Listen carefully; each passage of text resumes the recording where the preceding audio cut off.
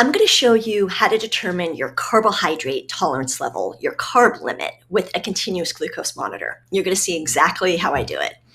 If you have elevated hemoglobin A1C or you've been diagnosed with prediabetes, then this video just might save you from developing type 2 diabetes. I'm Julie Montgomery. I'm a holistic nutritionist, and I work exclusively with clients with blood sugar issues like prediabetes, hypoglycemia, and type 2 diabetes. Continuous glucose monitors are a game changer for people with blood sugar issues.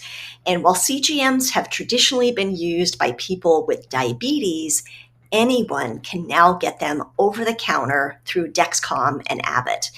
And they are the best tool out there right now to determine how many carbohydrates you can consume before spiking your blood sugar. So let me first define what carbohydrate tolerance level, or CTL, is. Hopefully you know that of the three macronutrients, carbohydrates, fats, and proteins, carbohydrates have the biggest impact on glucose levels. CTL is the level of carbohydrates that you can consume before you have an excessive blood sugar spike. Now notice I say excessive because when you consume food, it is normal to have a blood sugar spike. It's just how high it spikes and how long it stays there that you want to control. The range that you should be targeting as someone without diabetes is to stay within 70 to 140 milligrams per deciliter. Controlling your blood sugar so that it doesn't spike excessively is the key to reducing your hemoglobin A1C and fasting blood glucose. So if your doctor is breathing down your neck about those lab values, here's how you turn them around. And the bonus here is that when you get your A1C and fasting glucose into lower levels, for many people, this will result in balancing weight as well. So this video is assuming that you have a CGM applied and that you understand the basics about how to read the data.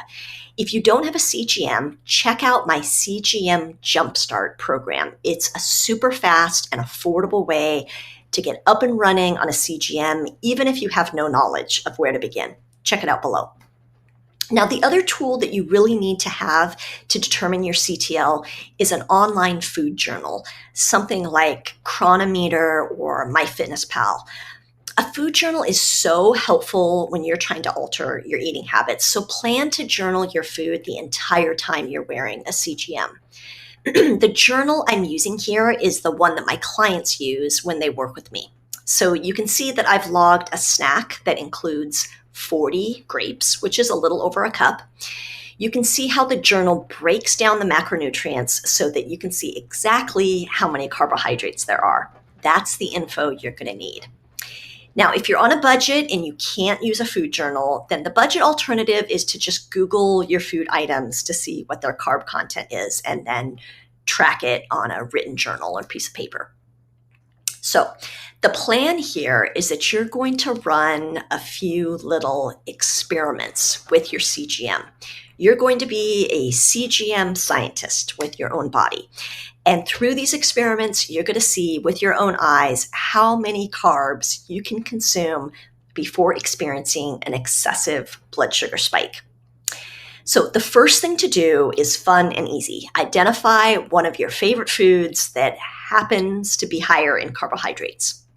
I'm going to use grapes because I love grapes, even though they don't always love me, which you're about to see. So let's do experiment number 1, grapes.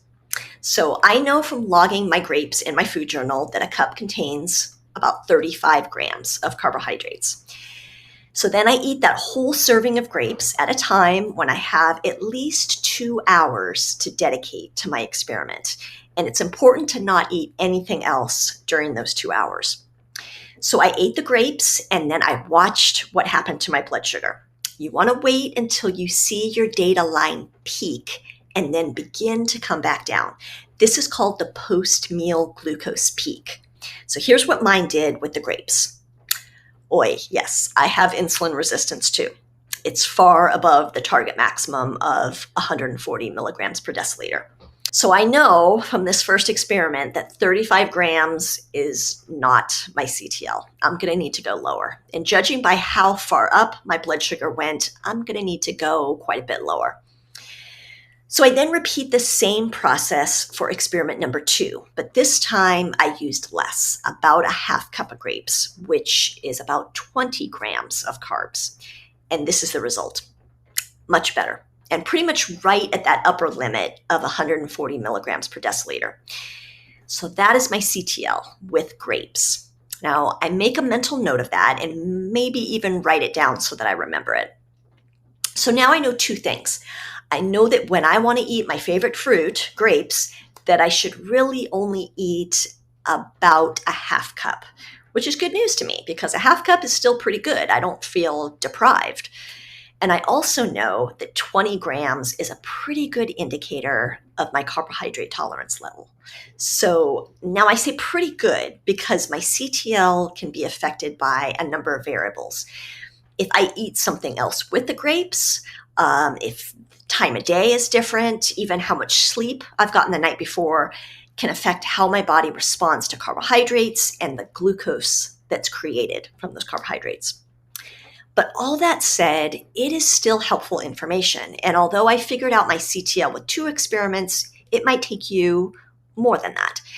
And that's why CGM is so great, because they last for about 2 weeks, giving you constant readings the entire time. So to fine-tune that CTL and understand it with different foods, it's helpful to run more little experiments. So try different foods and again, use the ones that you typically like to eat. Because while most people think that prediabetes means that you can never eat your favorite foods again, you'll actually quickly realize that you can still eat most foods, but at a different quantity. So most importantly, write down your results. Even just put it as a note, in your phone app. This doesn't have to be fancy, but trust me, you will forget the results, so write it down. Just put the date, the item tested, and the glucose response at the peak.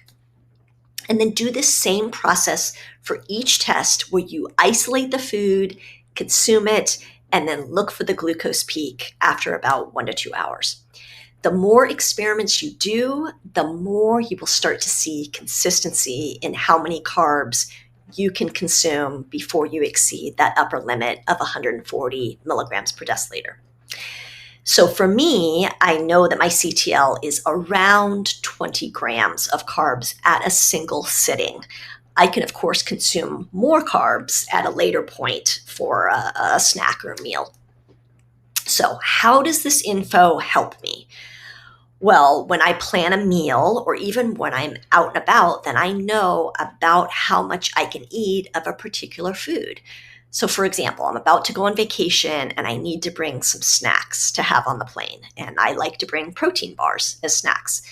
But I look at the label and I see that an entire bar is 45 grams of carbs. Well, so now I know that I can eat about half that bar and stay within my range.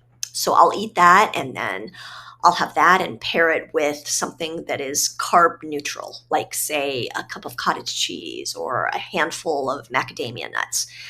So I'm still getting to eat something that I love and I'm still getting enough to fill myself up. So that is the essence of finding your CTL. If you want to know how I used my CTL and other factors to reverse my prediabetes in less than 3 months, then check out that video right there. If this video has been helpful, please like, comment, and subscribe. I'm a small player on YouTube, and it really helps to get this info out to people who need it. I'll see you next time.